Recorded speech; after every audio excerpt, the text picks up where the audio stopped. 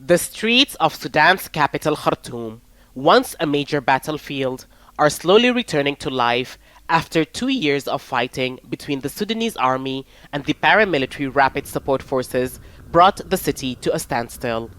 The army regained control 8 months ago and has formed a committee to begin reconstruction. This week, the government officially returned after working from the eastern city of Port Sudan.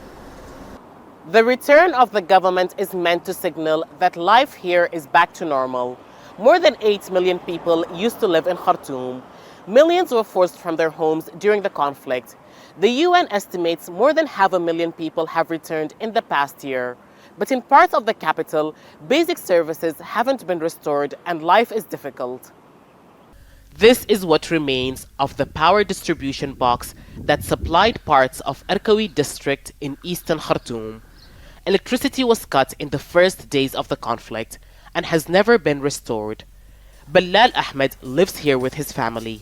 With no power, he's had to adapt. This clay pot now serves to keep his water cool as his refrigerator stopped working.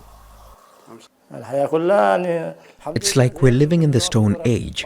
We use candles and torches in the dark when we want to go to the shop, to the bathroom or to study. And we have to keep heating food to prevent it from spoiling. We're now hoping the government's return will change all this for us and we won't have to suffer anymore. Fawziya Omar fled Khartoum, fearing for her life and that of her children when fighting spread across the capital.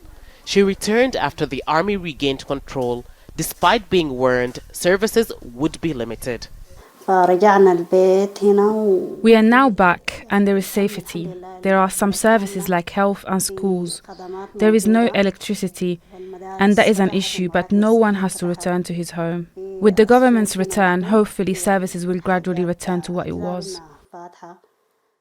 Sudan's government says that it needs over $3 billion to fully rebuild the capital.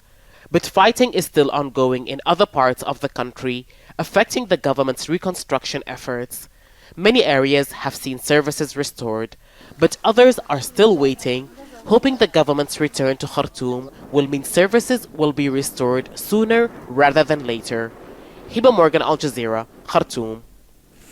Don't miss out. Get the full picture. Subscribe to Al Jazeera for reliable news, expert insight. Like, share, stay ahead.